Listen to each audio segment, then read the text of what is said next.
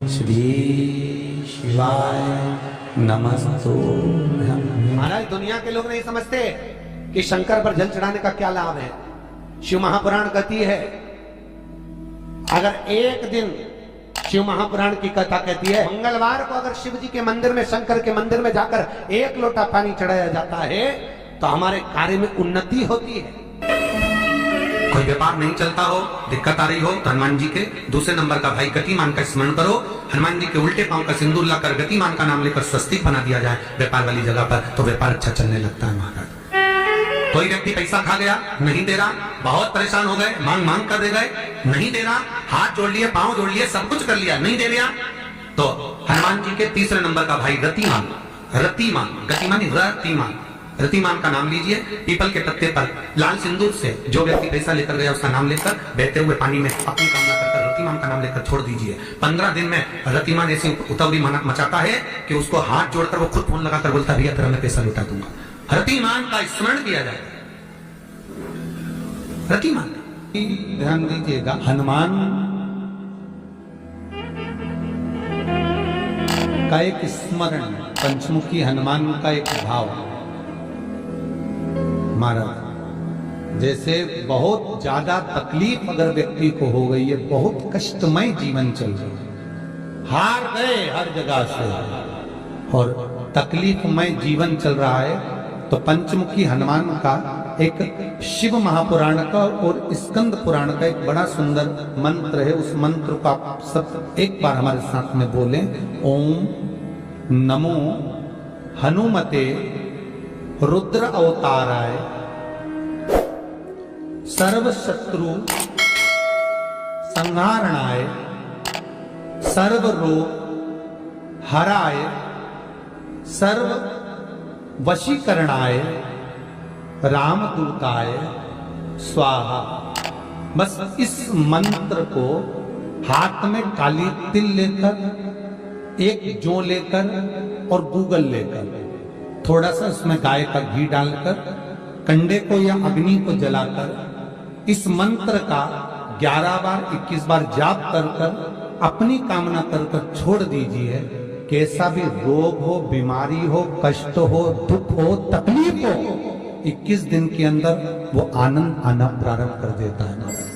इस मंत्र, स्कंद पुराण का, शिव महापुराण का ये मंत्र मूल पंचमुखी हनुमान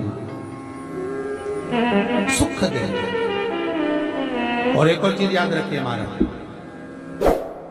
यदि कोई काम के लिए जा रहे हो, कोई व्यापार के लिए जा रहे हो या नौकरी करने के लिए जा रहे हो और लगी नहीं रही, बहुत तकलीफ पा रहे हो, सर्विस ही नहीं लग रही, बहुत कष्टमय हो गया, तो निवेदन करूंगा 5 पीपल के पत्ते पर बेसन के 5 लड्डू घर में बने हुए, गाय के घी के 5 लड्डू रख लो। उस लड्डू के बीचों बीच एक आटे का दिया और उसमें तिल्ली का तेल डालकर इसी मंत्र का प्रयोग कर कर पंचमुखी हनुमान का किसी भी हनुमान के मंदिर में जाकर, दक्षिण मुखी हनुमान के मंदिर में जाकर उसको रख कर आ जाइए। इसके बाद आप उस काम के लिए जाइए, आपका काम सफल हो जाएगा। आपको किसी को नहीं करना पड़ेगा, तो हाथ जोड़ना नहीं पड़ेगा, किसी के पांव नहीं पड़ना पड़ेंगे, तुरंत काम होगा। बस इस मंत्र का स्मरण कर कर पंचमुखी हनुमान का भूतेश्वर जो मंत्र है वो सुख देने वाला। पूरे घर में वास्तु के हिसाब से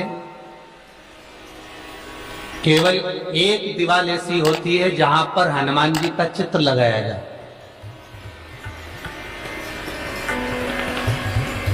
चाहे तुम पर्वत उठाने वाला चित्र लगाओ हनुमान जी का, चाहे बैठे हुए लगाओ, चाहे रामायण पढ़ने वाला लगाओ, चाहे लंका दहन करने वाला लगाओ, चाहे राम नाम जपने वाला लगाओ, चाहे लक्ष्मण को संजीवनी देने वाला लगाओ, चाहे मौन मुद्रा में लगा दो, चाहे स्तुति में लगा दो, चाहे भजन में लगा दो। हनुमान जी का कोई भी चित्र लगता है तो ना पूरब में लगेगा, ना पश्चिम में लगेगा, ना दक्षिण में लगेगा। हनुमान जी का अगर चित्र लगता है तो उत्तर की दीवार में दक्षिण को देखते हुए लगता है, केवल एक ही स्थान।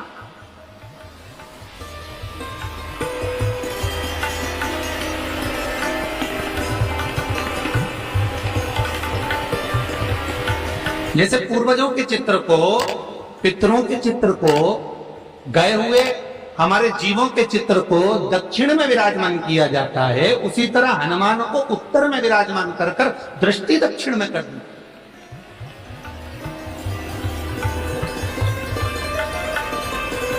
घर में हनुमान जी के जितने फोटो होते हैं उसको केवल दक्षिण दिशा में लगा, वो उत्तर दिशा में लगा बिठाते थे, और दक्षिण की ओर उनकी दृष्टि होना चाहिए, दक्षिण की ओर उनका मुख होना चाहिए। क्यों? महाराज, अगर व्यक्ति के जीवन में कोई बीमारी आने वाली है, व्यक्ति के जीवन में कोई रोग आने वाला है, व्यक्ति के जीवन में अगर कोई कष्ट आने वाला है, व्यक्ति के जीवन में अगर कोई परेशानी आने वाली है, व्यक्ति के जीवन में कोई एक्सीडेंट का योग भी बनने वाला है, तो शास्त्र कहता है वो दिशा दक्षिण से ही बनना।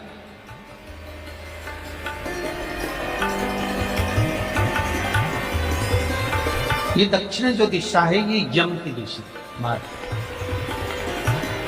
यहां संपूर्ण परिवार के साथ यमराज अपने आनंद में निवास करते।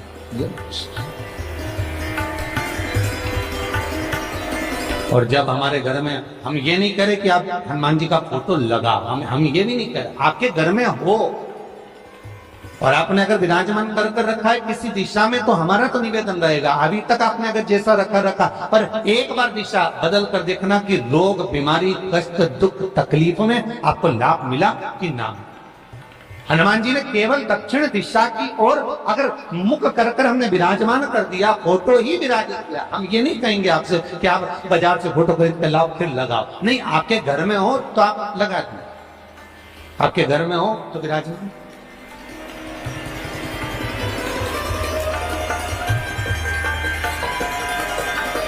अच्छा, कितनी विपरीतता वो भी आप जरा जानिएगा महाराज, कि शंकर भगवान के ऊपर जो जल चढ़ाया जाता है उसकी जलाधारी उत्तर में जाती है महाराज।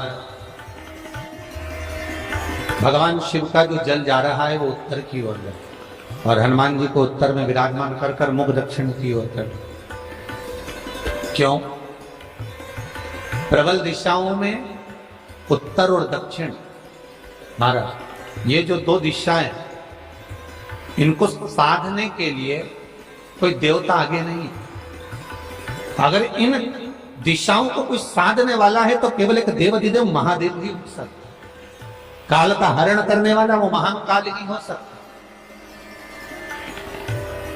शंकर का ही एक अवतार है हनुमान जी महाराज, रुद्र अवतार महाराज। हनुमान जी से कहा तुम दक्षिण की ओर दिशा पर संभालिए, शिव जी कहते हैं मेरा जल जब उत्तर की ओर जाएगा तो इस दिशा को मैं संभाल, चिंता ना करिए।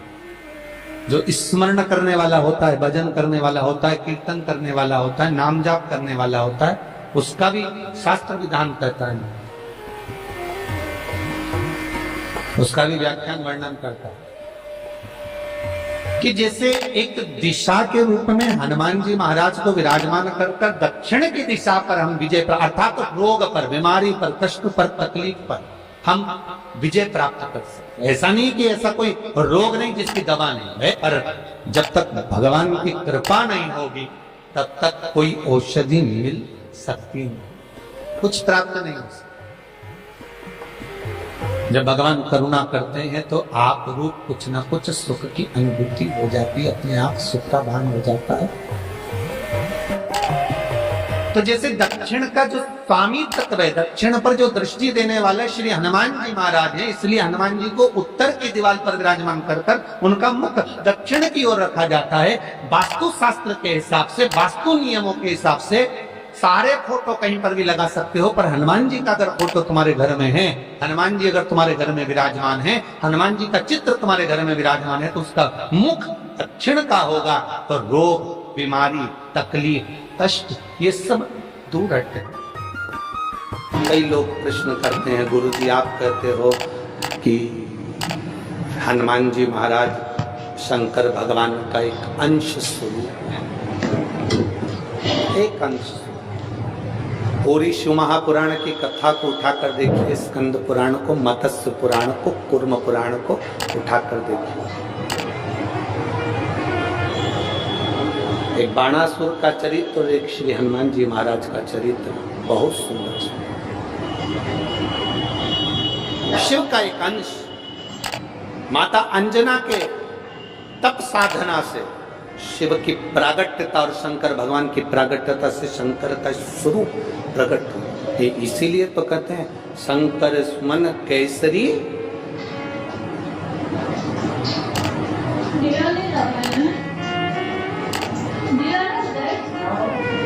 शिव का एक स्वरूप है हनुमान जी। हम तो हमेशा कहते हैं अगर आप हनुमान जी का भी दर्शन कर रहे हैं तो ये अंदाजा लगा कर रखें कि आप शंकर का दर्शन कर रहे हैं। आप शंकर का दर्शन कर रहे हैं तो ये अंदाजा लगा कर रखें कि आप हनुमान जी का दर्शन कर रहे हैं। सब एक, कोई भेद नहीं, सब एक, कोई भेद नहीं। देवताओं, आप एक बेलपत्र,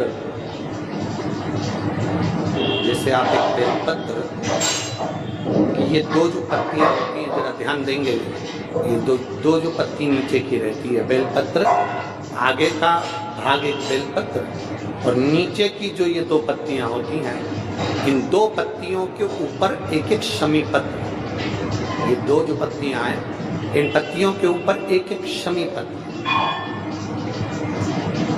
और लाल चंदन ये रखकर कितना भी रोगीला व्यक्ति हो, रोग से ग्रसित व्यक्ति हो, जिंदगी में कितना ही दुख पड़ रहा हो, बेलपत्र की ये दोनों पत्ती जिसके ऊपर शमी पत्र रखकर, लाल चंदन रखकर श्री हनुमान जी महाराज और हनुमान जी महाराज के तीसरे नंबर के भाई श्री गतिमान जी। हनुमान जी कितने भाई हैं? 6। उसमें हनुमान, रतिमान, प्रतिमान, मतिमान, गतिमान, तो जो नीचे के क्रम में आते हैं श्री गतिमान जी, उन गतिमान जी और हनुमान जी का नाम लेकर जो शिवलिंग के ऊपर समर्पित कर देता है, रोग का निवारण होता ही, रोग मुक्ति होती है। मंगल का प्रदोष निकाल कर रख लो कि मंगल का प्रदोष इस दिन पड़ रहा है, मंगल की त्रयोदशी तिथि पड़ रही है, प्रदोष व्रत मंगलवार का पड़ रहा है।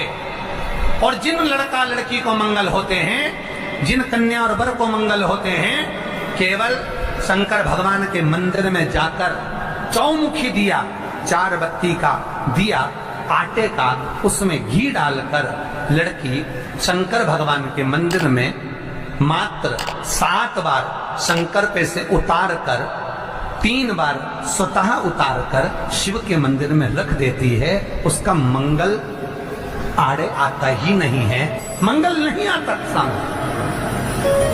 मंगल प्रदोष व्रत का इतना महत्व है महाराज। जब जिस महीने में जो प्रदोष पड़ा करे, जब प्रदोष पड़े, बन सके 1 बेलपत्र, बन सके 5 बेलपत्र, शमी पत्र, हरे मूंग,